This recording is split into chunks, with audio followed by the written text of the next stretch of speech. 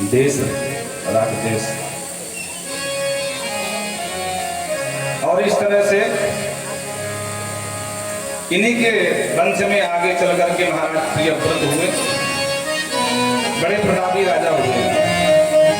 उन्होंने मन में विचार किया ये रात क्यों होती है, दिन भर व्यक्ति काम करता है, रात भर मार कराते सो जाता है, इसलिए रात होना बेकार। तुरथेन ज्योतिर्मयेन दिनम रजनीमपि करिष्यामि। 7 दिन तक ऐसे रथ को लेकर के भ्रमण किए कि 7 दिन तक दिन ही रहा, रात भई ही नहीं। सब परेशान हो गए, अब रात नहीं होगी, नींद नहीं पूरी होगी, लोग बीमार पड़ने लगे। तो सारे देवता भाग करके गए और ब्रह्मा जी से बताया। ब्रह्मा जी आए, बोले बेटा बस कर, कम से कम रात तो होने दे। और संसार में कोई भी वस्तु अनुपयोगी नहीं होती, सब उपयोगी होती हैं, बस उपयोग करने का तरीका होना चाहिए। अब एक उदाहरण से समझो,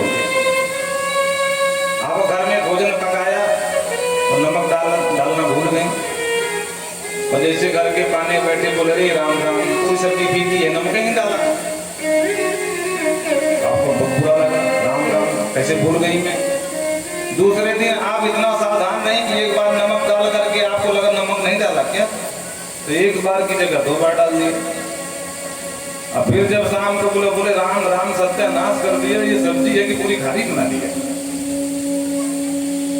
4 बात सुनने को मिली, तुम्हारा ध्यान कहाँ रहता है? कुछ काम तो पड़ता नहीं है, 2 वक्त का भोजन भी नहीं बना सकती हो तुम। तीसरे दिन कुछ ज्यादा ही सावधान हो गई महाराज, तो खीर बनाना था, बोलो राधे राधे, तो नमक को पूरा समझ करके खीर में डाल दिया, बोलो राधे राधे। अब सब्जी में नमक डालना था, उसमें पूरा डाल दिया, तो बढ़िया सुंदर थाल सजा करके ले आई। और जैसे ही उसने खीर में 1 चम्मच लगाकर खाया तो खीर मीठी की जगह खारी, और सब्जी होनी चाहिए खारी तो हो गई मीठी, तो उठा के थाली फेंक दिया घर। आपने कहा ये सब झंझटों का एक ही समस्या है, नमक को उठाओ और सीधा गंगा जी में बहाओ। अब आप विचार करो, नमक खराब है कि तुम्हारी बुद्धि खराब है। तो कहते हैं प्रियव्रत से बेटा दिन भी उपयोग में है और रात भी उपयोग में है। अरे मशीन भी अगर 24 घंटे चले तो वो भी गर्म होकर के खराब हो जाती है, फिर तो ये मनुष्य है, इसलिए दिन भर काम करते हैं, रात भर सोना जरूरी है। दुराग्रह त्यागो। ब्रह्मा जी की बात मान करके दुराग्रह त्याग किया, और जैसे ही रथ से वो बाहर निकले तो रात्रि हुई, तब लोगों ने चैन की सांस ली। इनके 9 बेटा हुए तो 9 खंड बना दिया और बच्चों में बंटवारा कर दिया। बोलो राधे राधे। सबसे पहला खंड बना जम्बूद्वीप, जिसके अधिपति बने महाराज नाभि। नाभि के बने आग्नेन्द्र। आग्नेन्द्र के यहाँ कोई संतान नहीं हुई,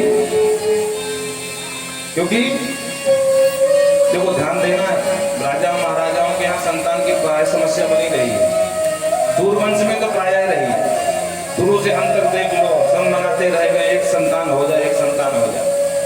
और वैसे भी ज्योतिष शास्त्र कहता है कि जिसकी कुंडली में सूर्य बलिष्ठ होगा तो संतान की समस्या रहेगी ही रहेगी। बोलो राधे राधे। तो पुत्रेष्टि यज्ञ कराया महाराज आग्नेन्द्र ने, और इन्हीं के 9 बेटा हुए। तो अजनाभ खंड, इसमें हम लोग रह रहे हैं भारत भूमि में, इसका नाम अजनाभ खंड था प्राचीन, आज हो गया भारत।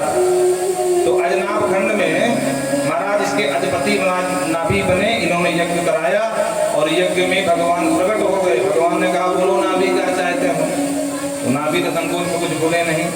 ब्राह्मणों से कहा तुम बताओ क्या चाहते हो, तो ब्राह्मणों ने कहा सरकार ये आपको ही चाहते हैं। भगवान बोले हमको, बोले हाँ आप जैसा बेटा चाहते हैं। भगवान ने कहा आप सर इसको हम खोजों जाइए, हमारे जैसा हम ही, दूसरा कोई पीस नहीं है, सिंगल पीस है। बोलो राधे राधे। और आपकी इच्छा है तो चलो हम वचन देते हैं कि हम ही इनके बेटा बन के आएंगे। भगवान ही ऋषभ बन करके आए और इन्होंने जयंती से विवाह किया। 100 बेटा हुए। सबसे बड़े बेटे का नाम भरत। देखो हमारे भारत में 3 भरत हुए हैं। कौन कौन से? और तीनों भरत अलग अलग योगी हैं।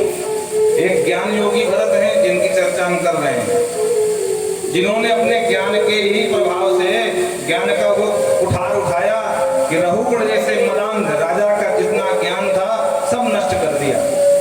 पुलहाश्रम गंडकी नदी नेपाल के पास रहते थे और एक दिन रहुगण से भेंट हो गई। रहुगण के अंदर राजमत था और वो ज्ञान का प्रकाश दिखाया कि रहुगण का ही कल्याण कर दिया। वृंदावन बिहारी लाल की जय। रहुगण से कहते हैं रहुगण नचेचया निर्वणात् बिना पाद मधो अज्योतिषेकम। जब तक आप अपने से जो श्रेष्ठ हैं, ज्येष्ठ हैं, उनकी चरण धूलि को अपने मस्तक पर नहीं लगाओगे तो तुम्हारा कल्याण नहीं होने वाला है। तो मैं चर्चा कर रहा था कि 3 भरत हुए हैं। एक कर्म योगी भरत, एक ज्ञान योगी भरत और एक भक्ति योगी भरत। शकुंतला नंदन भरत वो कर्म योगी भरत कहलाए। ये भारत भूमि में 3 भरत हुए। बचपन में ही सिंहों के बच्चों के साथ खेलते खेलते सिंहों का मुंह फाड़ करके उसके दांत गिरने वाले भरत, उनको कर्म योगी कहलाए। दुष्यंत ने पत्नी को छोड़ दिया था और वो बालक जंगल में भी रह करके शेरों के साथ खेलता हुआ एक दिन सम्राट बन के दिखा दिया। वो है कर्म योगी भरत। और इन्होंने अपने ज्ञान से रहुगण को रास्ता दिखाया तो ये ज्ञान योगी भरत हुए। और जो हमारे राम जी के छोटे भैया रामानुज कहलाए वो भक्ति भरत है, जो साक्षात भक्ति के ही प्रेम मूर्ति है राम जी महाराज के छोटे भैया भरत। तो 3 भरत से यह पूरा भारत सुशोभित रहा। और हमारे भारत की महिमा इन्हीं परम गीतरागी सन्यासी कर्मनिष्ठ विद्वानों से ही जानी गई है। बोलो राधे राधे। परीक्षित ने कहा महाराज जरा खगोल के बारे में बताओ। तो बोले राजन ध्यान से सुनो। पृथ्वी के 7 लोग नीचे और 7 लोग ऊपर हैं। मृत्युलोक से 99,000 नीचे की दूरी पर संयमनीपुरी है, जहां यमराज अपना शासन चलाते हैं। 28 प्रकार के नरक हैं। जो जीव जैसा कर्म करता है उसी के अनुसार उसको वैसा नरक मिलता है। कुंभीपाक, महारौरव, कालसूत्र, तामिस्त्र, अंध तामिस्त्र, शुक्रमुख, अंधकूप आदि 28 नरक है। जो दूसरे की धन संपत्ति हरण कर लेता है वो शुक्रमुख नाम के नरक में गिरता है। जो दूसरे का गला छोटे छोटे बच्चों को मार देता है वो अंध तामिष्ट नरक में जाता है। जो मांसाहार करता है, पशुओं का शिकार करता है, पक्षियों का शिकार करता है, वो शूकर मुख नाम के नरक में जाता है। वहाँ बड़े बड़े शूकर होते हैं, जिस प्रकार आप खा रहे हो उस प्रकार तुमको वो भी खाएंगे। बोलो राधे राधे। जो माताएं अनिश्चित गर्भ का पतन करा देती हैं उनके लिए रौरव नाम के नरक में भेजा जाता है। रुरु नाम का पक्षी होता है, जीव होता है, सर्प से कई गुना बड़ा होता है और जीव पे सहाय होता है, वहां वो काटता रहता है बराबर। तो इस प्रकार से अगम्या इष्टगम्यम वा पुरुषा योषित भक्षति, स्त्री हो या पुरुष जो अगम्या का गमन करता है, बोलो राधे राधे, तो उनको अग्निपिंडे लौह रूपे, एक लोहे की मूर्ति होती है जो जिसमें पूरी अग्नि होती है, जलती हुआ अंगारा है एक तरह से। अब बोलते हैं अब आलिंगन करके बताओ तो जैसा कर्म वैसा दंड मिलता है। जो ब्रजलीपति हो जाते हैं, ब्रजलीपति का मतलब होता है निर्लज्ज। ब्रजलीपतयो नष्ट शौचाचार नियम त्यक्त लज्जा पौश्चर्या चरंती, जो पशुओं की तरह आचरण करने लगते हैं देखो, हम में और पशुओं में अंतर है, बड़े ध्यान से सुनना। क्या अंतर है? क्योंकि हम विवेकी हैं और पशु विवेकी नहीं है। बाकी सब समानता है। आहार निद्रा भय मैथुनंचा, हमको भी भूख प्यास लगती है, पशुओं को भी भूख प्यास लगती है। हम भी खाते पीते हैं, वो भी खाते पीते हैं। हम भी सोते हैं, वो भी सोते हैं। हमको भी डर भय लगता है, पशुओं को भी लगता है। मात्र अगर भेद है तो सिर्फ ये है कि मनुष्य विवेकी है और पशु अविवेकी है। हमारे यहाँ धर्म है और उनके यहाँ धर्म नहीं है। जैसे पशु आगे से खाता है, पीछे से मल छोड़ता है, पर मानव ऐसा नहीं कर सकता है। मनुष्य है, वो खाना और मल त्यागना एक साथ कर सकता है, पर हम तुम नहीं कर सकते हैं। उसके लिए कोई नियम नहीं है। तो जो पशु की पशुचर्या चरंती, पशुओं की तरह लाज को पी जाते, शर्म को पी जाते हैं, दुनिया क्या कहेगी, हमें कोई फर्क ही नहीं है। बोलो राधे राधे। तो उनके लिए अलग से व्यवस्था है।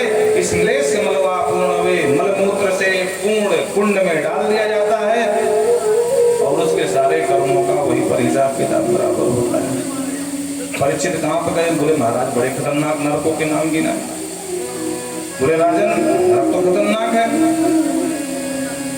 ये शरीर एक तरह से कपड़ा, चदरिया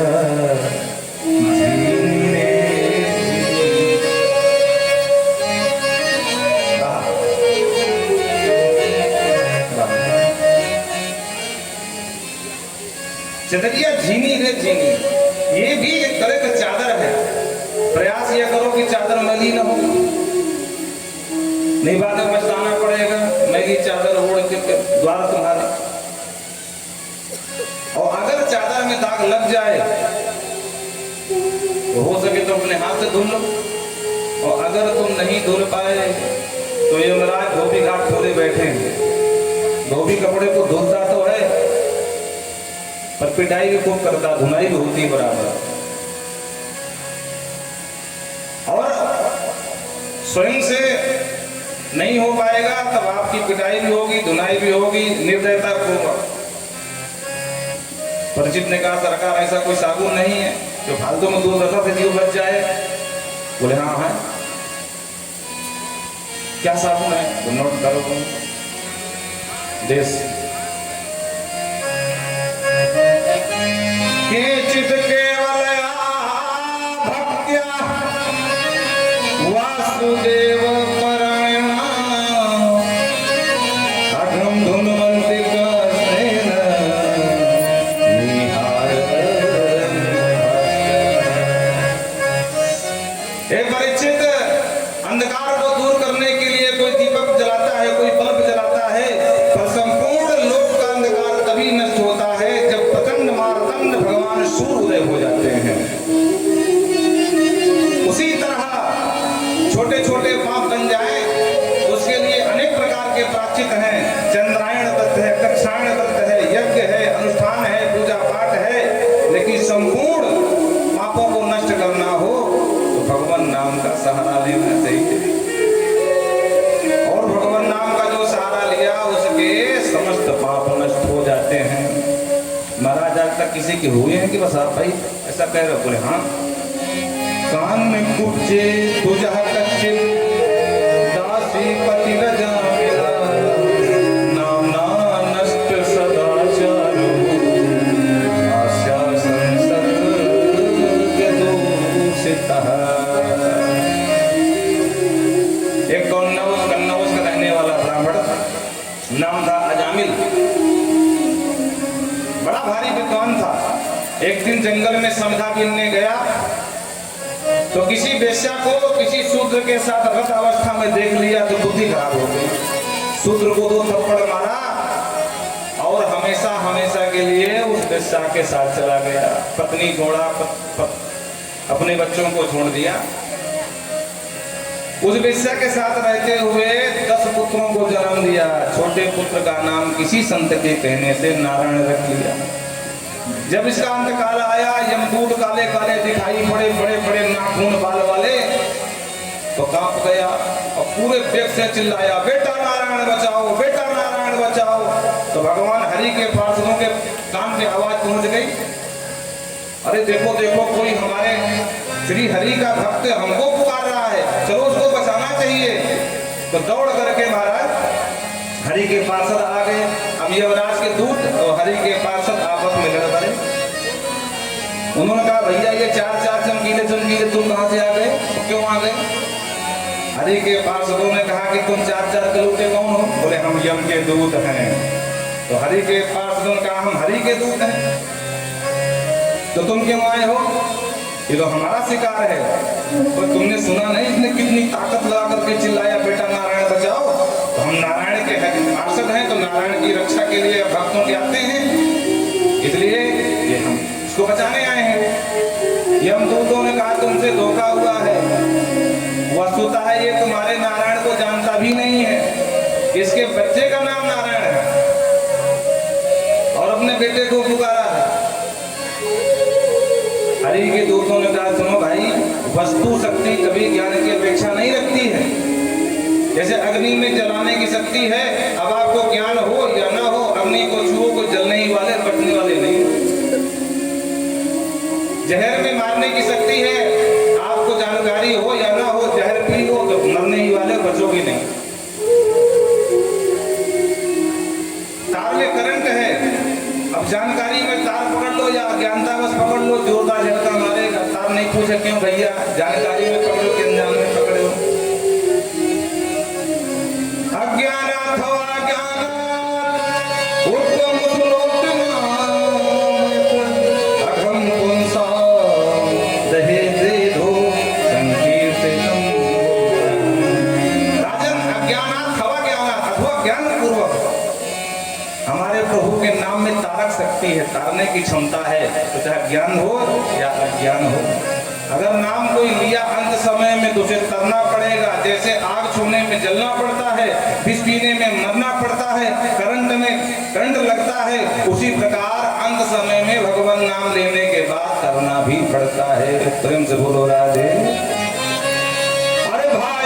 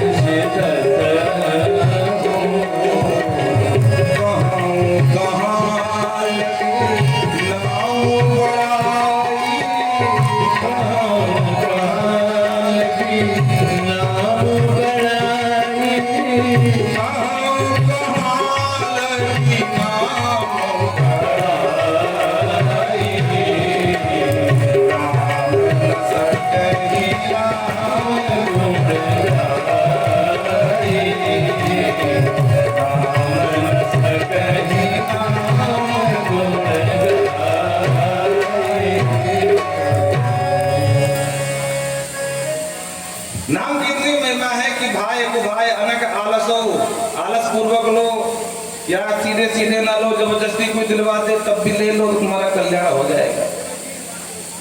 बोलो राधे राधे। मार धक्का हरि के पार्षद ने यम के दूतों को भगा दिया। यम के दूत गए और काल दंड फेंक दिया यमराज के सामने। बोले सरकार आज के बाद आपकी नौकरी से इस्तीफा, पूर्ण रिजाइन। क्या हुआ? बोले पापी को पकड़ने गए और ऊपर से पिट गए हैं। बोले तुम्हें कौन पीट दिया? बोले वो नहीं जानते, वो कह रहे थे हमारे प्रभु का नाम नारायण पुकारा है। जो नारायण नाम सुना यमराज तुरंत मुंह पे हाथ धर दिए। खबरदार भैया ये नाम दोबारा मत लेना। क्यों प्रभु? बोले कितने पापी नरक में पड़े हैं, अगर ये नाम उनके कान पर पहुंच गया तो सब चिल्लाने लगेंगे, सबको छोड़ना पड़ेगा और हमारा पूरा व्यापार चौपट, फुल स्टॉप, पूर्ण विराम हो जाएगा। तो प्रभु आखिर इस नाम में क्या महिमा? बोले महिमा हम क्या बताएं? अरे वो था पापी और अपने बेटे के ही प्रभाव से उसने धोखे से नाम ले लिया, तो हम उसको पकड़ने की बात छोड़ो छू भी नहीं पाएगा। और अगर कोई ईमानदारी से नाम ले तो उसको तुम देख भी नहीं सकते हो। बोलो राधे राधे। यमदूतों ने कहा अच्छा हमको ये बताओ किसे पकड़ना है किसे नहीं पकड़ना है, दोबारा हम पिटना नहीं चाहते हैं। तो नोट करो साबुन बताया। जिह्वा न भक्ति भगवत गुण नाम ध्येयम् चेतस्य स्मरति तच्चरणारविन्दम् प्रसणाय योनिमति यद् शिर एकदापि तानानयद्मततो कृतविस्मृत्या। जिह्वा न भक्ति भगवत गुण नाम ध्येयम्, जिस पापी के जीव से भगवान का चिन्मय नाम एक बार भी ना निकले उसको पकड़ लाओ। जो भगवान के सामने कभी सिर न झुकाए उसको पकड़ लाओ।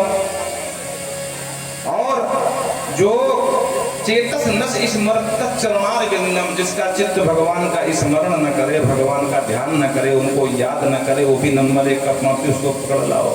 खबरदार चौथे से हाथ मत लगाना। तान आने थी उन्हीं पकड़ के लाया करो, नंबर एक के पापी की श्रेणी में आते हैं। हमें जो गति आज भई वही गति हमेशा होगी। और कहते हैं ये इतिहास सुखदेव बाबा कहते हैं कि भगवान कुंभ संभव, कुंभज बाबा ने बताया था। कुंभज मतलब अगस्त ऋषि मलय पर्वत पर सेवा करते समय उन्होंने इतिहास सुनाया था। ये खड़ा हुआ कि अगर एक बार नाम लेने से मुक्ति हो जाती है तो आप सब नाम तो ले ही रहे हो, तो क्या आप सबके पाप नहीं करते? बोलो राधे राधे। ले ही रहे हो, भले ही आस्था ना हो, श्रद्धा से ना ले रहे हो, मजबूरी में लेना पड़ रहा है। बोले बिल्कुल, एक बार नाम लेने से सारे पाप कट जाते हैं, पर नियम ये है कि उसके बाद कोई पाप नहीं बनना चाहिए। भगवान का नाम निकले और प्राण छूट जाए तो आप मुक्त हो गए। लेकिन विडंबना यहाँ क्या कि 2 घंटे राधे राधे कहते हैं, और जहाँ यहाँ से निकले तो कहो किसी की चप्पलें पहने चला जा रहा है। बोलो राधे राधे। पुराने पाप नष्ट, नए पाप सर पर चढ़ गए तो वो फिर अपना प्रभाव दिखाते हैं। तो पाप कहते हैं वज्रम लेते, अन्न क्षेत्रे कृतम पापम पुण्य क्षेत्रे विनश्यति। अन्न क्षेत्र में किया हुआ पाप पुण्य क्षेत्र में नष्ट होता है, और अगर पुण्य क्षेत्र में पाप कर दिया तो वह वज्र के समान कठोर हो जाता है। जैसे आप कहीं चले जा रहे हो, अचानक आपको धक्का लगा, आपने कहा हे राम, और उसी समय गिर गए और प्राण छूट गए, तो फिर आपका पूरा रिजर्वेशन है, मोक्ष हो गया। तो भैया जब एक बार कहने से ही राम राम से मुक्ति होना है तो फालतू में क्यों अभी से झंझट में पड़े। जब जाने के कट्टे हो रहे हैं तो राम राम शुरू कर देंगे। बोल कोई समस्या है? किसी के पास कोई प्रमाण पत्र है क्या कि किस दिन जाने वाले या किस समय जाने वाले हो, कहाँ जाने वाले हो? किसी के पास समय नहीं है। और जो अभ्यासेन कौन्तेय, बिना अभ्यास के नाम भी नहीं निकलता है। बोलो राधे राधे। छोटे से बच्चे को हम पढ़ाते हैं, उद्देश्य क्या है कि ये शिक्षित हो जाए, कोई इसके डिग्री मिल जाए ताकि कहीं ना कहीं काम कर ले। इतना मेहनत क्यों करते हैं? क्योंकि बचपन से जब अभ्यास डालेंगे तब धीरे धीरे धीरे धीरे फिर वो उस लायक बनेगा जा करके। तो ये भी अध्यात्म की पाठशाला है, इसीलिए हम यहाँ आप सबको अभ्यास दिलवा रहे हैं। कोटि कोटि मुनि जतन कराहि, कोटि कोटि मुनि जतन कराहि, अंत राम कहियावत नाही, अंत राम कहियावत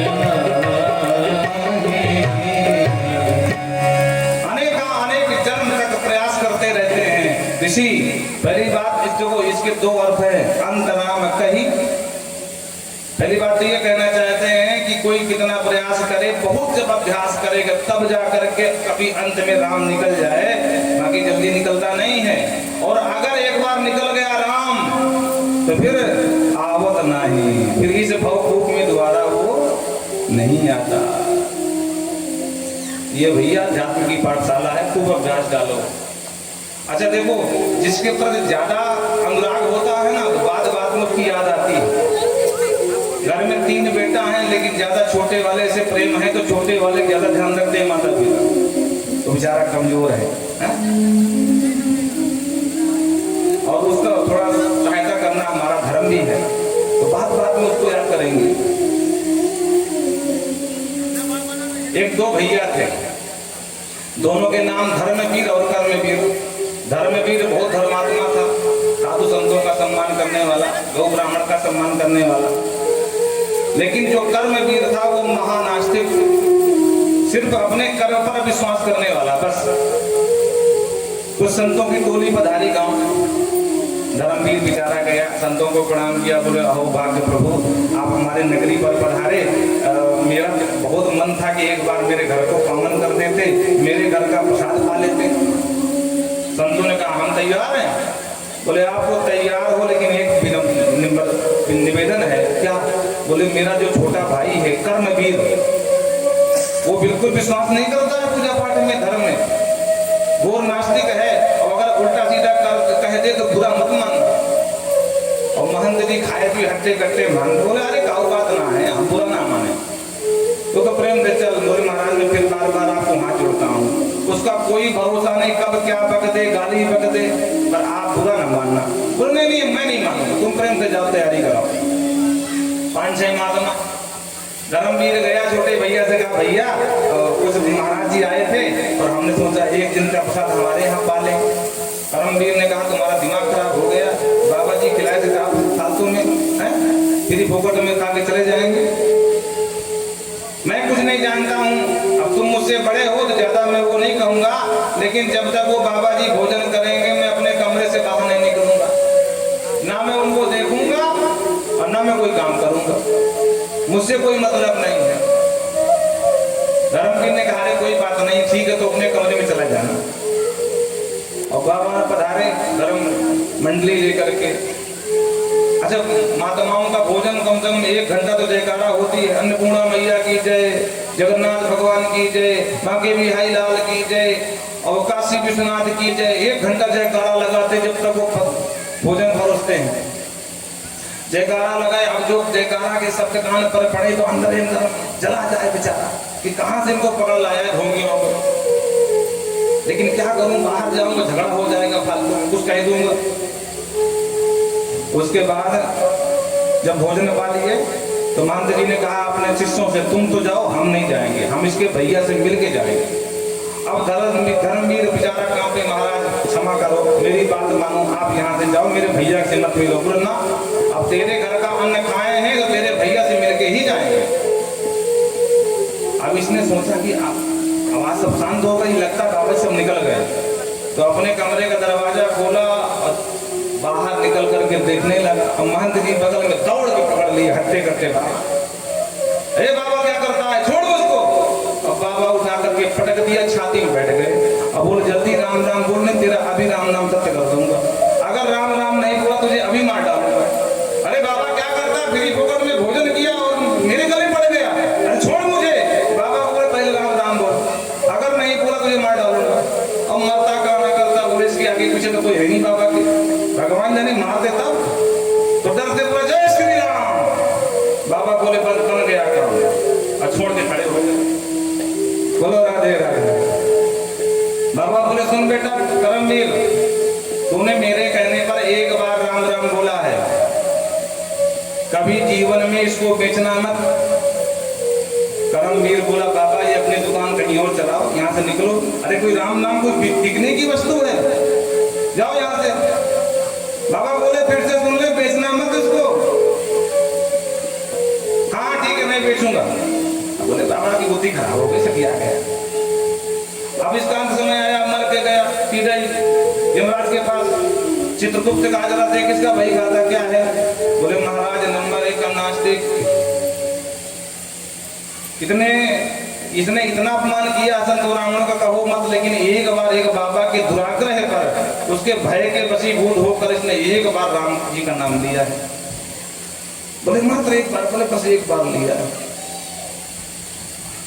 यमराज ने कहा देख भाई वैसे तेरे कोई गुण अच्छे नहीं है, लेकिन एक बार तूने जबरदस्ती में राम जी का नाम लिया है, बोल उसके बदले में क्या चाहिए तुझे।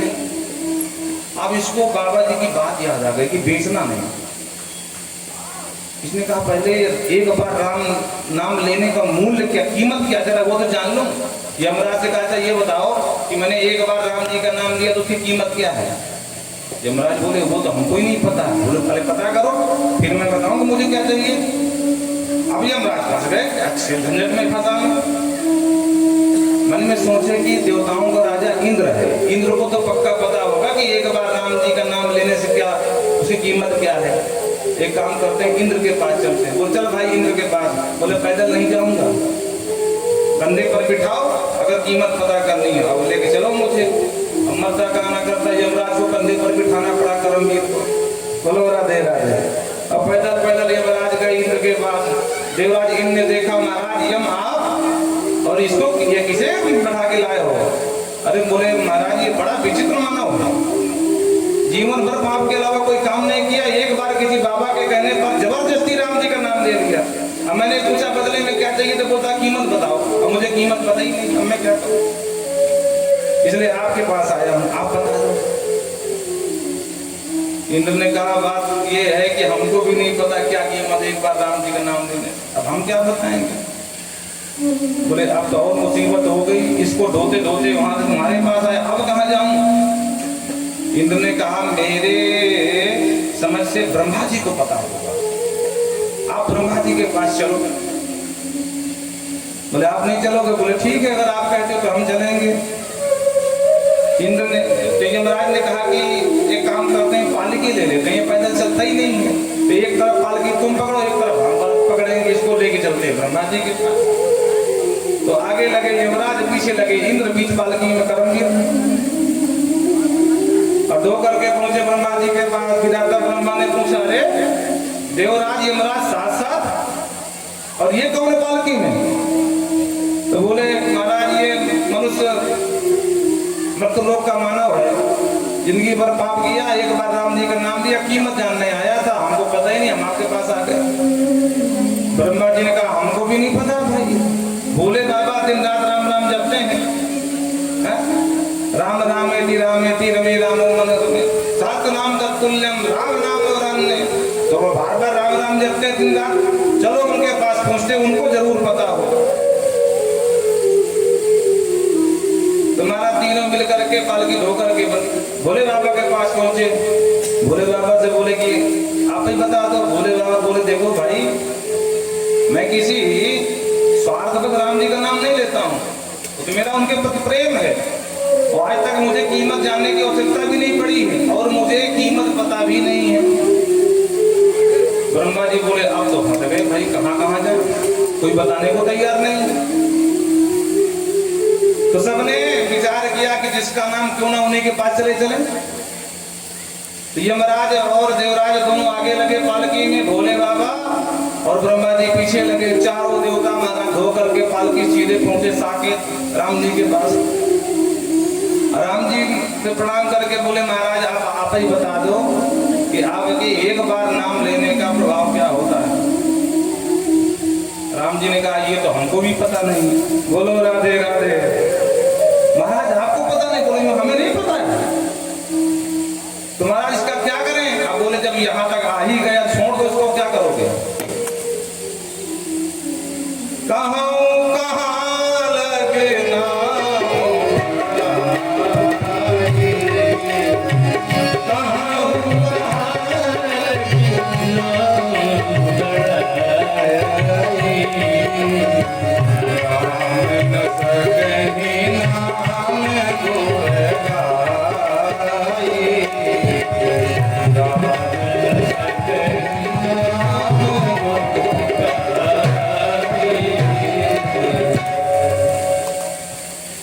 तो कहने का तात्पर्य ये है कि भगवान ने कहा हमें भी पता नहीं है, लेकिन अब हमारा दर्शन हो गया और यहाँ आ गया तो इसको यहीं छोड़ दो भैया, कहाँ तक गोदे घूमोगे। तो अंत में भगवान के पास छोड़ दिए।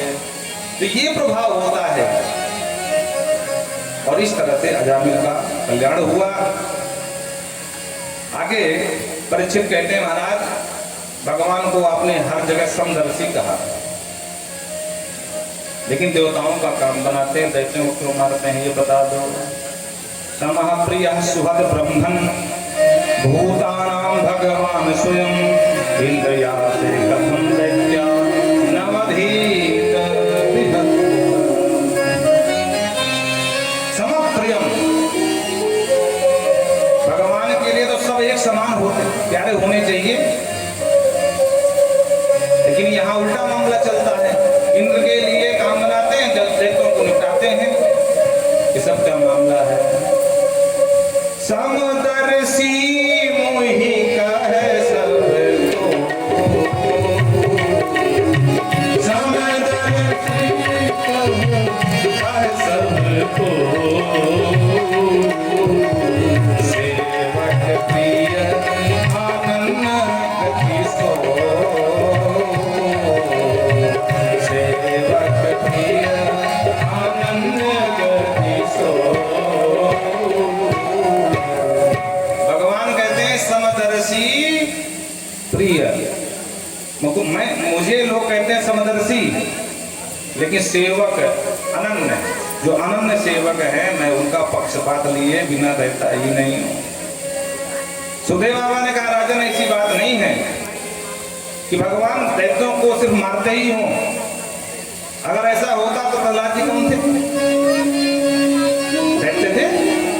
पर जितनी कृपा प्रहलाद जी के ऊपर भगवान ने बरसाई, क्या उतनी कृपा किसी देवता के ऊपर बरसाई क्या? तो प्रहलाद जी का पूरा चरित्र सुनाया। इनके पिता का नाम हिरण्याकश्यपु और इनके 4 बच्चे हैं, अंगलाद, संगलाद, प्रहलाद, प्रहलाद। छोटे पुत्र का नाम प्रहलाद है और बचपन से ही भगवान ने कौन सा ग्रह पकड़ लिया कि कुचति रुदति कुचति हंसति अहलाद उद्गायति, कभी रोने लगते हैं, कभी हंसने लगते हैं, कभी। देखो ये सब लक्षण देखा जाए तो पागल के हैं, और प्रेमी पागल ही हो जाता है। बोलो राधे राधे। प्रेमी पागल अवस्था को ही प्राप्त हो जाता है। तो कभी हंसते हैं, कभी गाते हैं, कभी रोने लगते हैं। और ये लक्षण देख करके हिरण्याकश्यपु समझ गया, क्योंकि भगवान का कट्टर शत्रु था। तो मेरे घर में ही भगवान का भजनानंदी पैदा हो गया, धीरे धीरे इसको देखते देखते कितने देश समर्थक खड़े हो जाएंगे। तो अपने बच्चे को गुरुकुल में भेज दिया और आचार्यों से कहा कि ध्यान देना, बच्चा बिगड़ने न पावे, उठ पटांग के काम करता है और मेरे शत्रु का नाम जपता है। शुक्राचार्य जी के दोनों बालक हैं आचार्य पद पर, संड और अमर, दोनों का एक साथ नाम मिला करके बोलते संड अमर। आचार्यों ने कहा राजन आप चिंता मत करो, हम बच्चे को सुधार देंगे। और एक दिन अपने बच्चे को देखने के लिए पहुंच गए हिरण्याकश्यपु। एकदा सुराट पुत्रम अंगारोप पांडवम प्रपक्ष कथताम पुत्र मनते साधुन। गोद में उठाया बालक को, बालक से पूछता है बेटा प्रहलाद ये बताओ तुमने कौन सी अच्छी बात सीखी? राज जी ने कहा पिताजी अगर आपने अच्छी बात पूछी तो अच्छी बात ही बताऊंगा। तद साधु वन्दे सुरवर देहिनम् सदा विशदवेद्गः गृहात् हित्वामपादय मन्धकूपम् वनं गतो यद्धरिमाश्रयेत, वनं गतो यद्धरिमाश्रयेत। पिताजी अच्छी बात मैंने यही सीखी है कि बुद्धिमानी इसी में है कि घर गृहस्थी के गोरख धंधे को छोड़ करके हरिम आश्रयेत वनंगत, वनम वृंदावनम, वृंदावन को जाओ और हरि का आश्रय लेकर के उन्हीं का भजन करो। बोलो राधे राधे। और जो हिरण्याकश्यपु ने सुना हरि का नाम दोबारा तो कुपित हो गया। बोले गुरु जी छोटा बच्चे को क्या डांटू में क्या बताऊंगी? बोले जाओ अपने गुरु जी को भेजना। गुरु जी हैं आंखें फाड़ फाड़ के लाल लाल आंखें दिखा रहा, आचार्यों को डांटता हुआ कहता क्यों भाई मेरे बच्चे को क्या पढ़ाया जा रहा है तुम्हारे स्कूल में? आचार्यों ऐसा कुछ नहीं पढ़ाया जो आपके विपरीत हो सरकार। अरे मेरा बेटा मुझको शिक्षा दे रहा है कि जाओ सब कुछ छोड़ छाड़ के राजपाट और वन में जाकर के हरि का भजन करो, यही पढ़ा रहे मेरे बच्चों को। दोनों आचरण का सरकार हम आपकी सौगंध खा के कहते हैं, ऐसे कोई भी एक भी पाठ हमारे पाठशाला में नहीं। अरे अगर एक भी पाठ नहीं है तो जब क्या है? उसका मतलब राजन कोई बहादुरिया है, वो भर रहा तुम्हारे बच्चे को, लेकिन हम आपको वचन देते हैं आप तो चिंता मत करो, प्रेम से जाओ और हम इसको समझा देंगे। ठीक है, दोबारा ध्यान रखना। और कुछ दिन बाद बच्चे की छुट्टी हुई तो छोड़ने आए महाराज बच्चे को घर में। माँ का यादों ने नहलाया धुलाया, तेल खुलेल लगाया, सुंदर नूतन वस्त्र पहनाए। पिताजी के पास जब बालक आया तो पिताजी ने गोद में ले लिया और पूछे, बेटा इस बार तुमने क्या सीखा? और गुरुजी सामने बैठे, गुरुजी थर-थर कांपे, मूर्ख पता नहीं क्या आज सिखाने वाला है। बोलो राधे राधे। गुरुजी सारे से बोले, बेटा ऐसी कोई बात न बोलना जिससे कि तेरे पिता हमारे ऊपर कुपित हो जाए। पर प्रहलाद जी ने कहा कि अगर पिताजी अच्छी बात पूछ रहे हैं तो हम अच्छी बात ही बताएंगे। तो प्रहलाद कहते हैं, पिताजी इस बार हमने 9 प्रकार की शिक्षाएं प्राप्त करी है। अच्छा, प्रहलाद की बात सुनकर के हिरण्याकश्यप को लगा कि 9 प्रकार की कोई राजनीतिक शिक्षा होगी। अच्छा बेटा बता क्या है? तो प्रहलाद जी 9 भक्ति सुनाने लगे। श्रवणम कीर्तनम विष्णु विस्मरणम पादसेवनम अर्चनम वंदनम दासम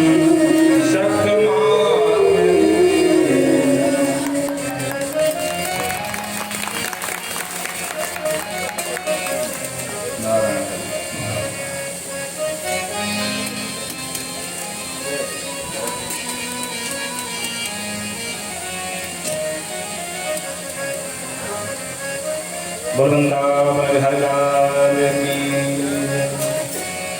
9 भक्ति सुना दिया। पिताजी श्रवणम, अगर श्रवण करना हो, कीर्तन करना हो, भजन करना हो, जो कुछ भी करना हो भगवान का करो। और जो भगवान का नाम लिया, पिताजी क्रोध में भर गए, मूर्ख कहीं का, उठा करके बच्चे को पटक दिया, तलवार लेकर के गुरुजी के गले पर धर दिया। गुरुजी थर-थर खाए। गुरुजी बोले, सरकार हम आपकी सौगंध खा के कहते ना हमने पढ़ाया न किसी और ने पढ़ाया, पर तुम्हारा बेटा पढ़ाया आया। न मत प्रणीतम न पर प्रणीतम सुतो वदते तवेत्र शत्रु नैसर्गिकीयं मतिरस्य राजन् नियक्षमन्नो तददास्मः। न मत प्रणीतम न पर प्रणीतम, न हमने पढ़ाया न किसी और ने पढ़ाया, अभी तो ये पढ़ाया ही जन्म आया है। हिरण्याकश्यप समझ गया कि अब ये अगर इसको अभी ठिकाने नहीं लगाया ये मेरे लिए ही घातक हो जाएगा। तो हाथी के दांत के नीचे दबवाया, पानी में डुबवाया, पर्वत से गिराया, होलिका को लेकर अग्नि में बिठाया, पर होलिका तो चल गई, प्रहलाद जी को कुछ नहीं हुआ। तब ये मन ही मन घबराया कि अगर कुछ नहीं किया तो ये मेरे लिए चुनौती बन जाएगा। तलवार लेकर कहता है, दुर्विनीत मंदात्मन भेद कराधमः, एक कुलकलंकी प्रहलाद बोल, तूने किसकी शक्ति के दम पर मुझे ललकारा है? बोल तेरा भगवान कहाँ है? प्रहलाद जी ने कहा, पिताजी कहाँ नहीं है ये पूछो, तुम्हारा प्रश्न ही गलत है। और भगवान कहाँ? जहाँ भक्त की हाँ वहाँ भगवान। तो कहता, अच्छा तुम्हारा भगवान यहाँ है? बोले हाँ। वासोद सर्वत्र कस्मात स्तंभे न दृश्यते, अगर तुम्हारा भगवान यहाँ है तो खंभे में क्यों दिखाई पड़ रहा है? प्रहलाद जी ने कहा, हमको तो दिखाई पड़ रहा है। अच्छा तो कहाँ है? बोले खंभे में है। अरे तो मुझे क्यों नहीं दिख रहा है? बोले पिताजी आपकी आंखें खराब हो गई, जानकी पुण्य जाओ, मोतियाबिंद हो गया, ऑपरेशन करा के फिर देखो आगे। बोलो राधे राधे। अब कुपित हो गया, मार डालूंगा तुझे, बाद में मारूंगा, पहले तेरे भगवान को मारूंगा। जो एक खंभे में प्रहार किया, खंभा फट गया और भगवान नरसिंह का प्रादुर्भाव हो गया। बोल नरसिंह भगवान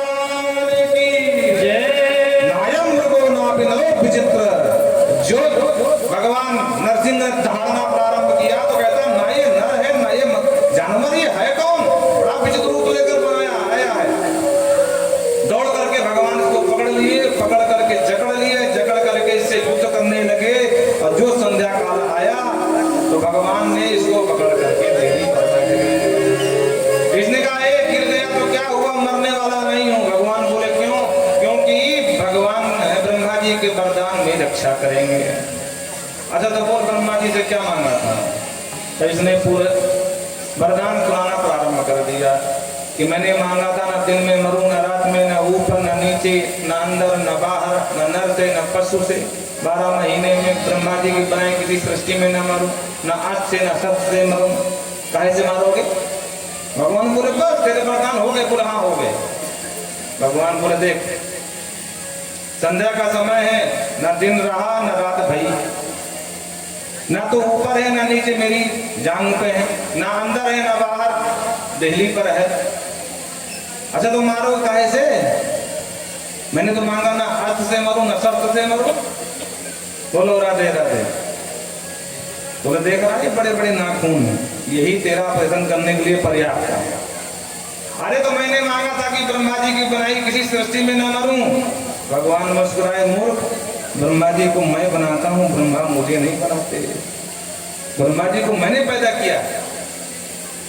अरे तो मैंने मांगा था कि 12 महीने में किसी महीने में ना मारूं। भगवान बोले मैं जानता था तू यही मांगने वाला है, इसलिए पहले से ही नियम बना के रखा है 13वां महीना मलमास, और इस बार सावन के 2 महीने एक मलमास पड़ेगा। प्रेम से 2 महीना को भोले बाबा की पूजा करना। बोलो राधे राधे। सारे वरदानों की रक्षा करते हुए और अंत में भगवान ने इसको फाड़ करके मार डाला। और सत्यम विधातु निज भक्ति भाषितम, अपने भक्त के वचन को सत्य करते हुए और ब्रह्मा जी के वरदानों को भी सत्य कर दिया। और अंत में सिंहासन में बिठाया, एक मनमंत्र का राज्य दिया और भगवान यहाँ से प्रेम से पधारे। बोल भक्त वत्सल भगवान की। अरे नैन थक गए। आओ एक भजन सुने, उसके बाद भी कथा में प्रवेश करें।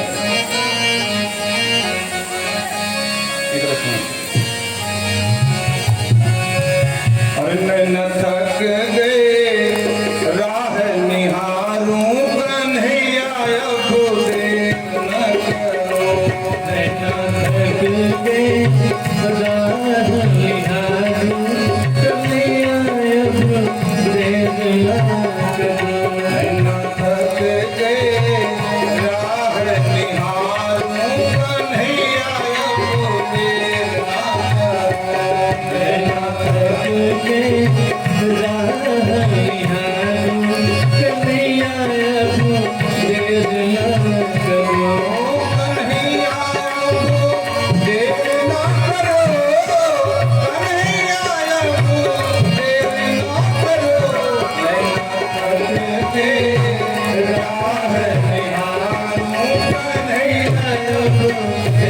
देर न करो।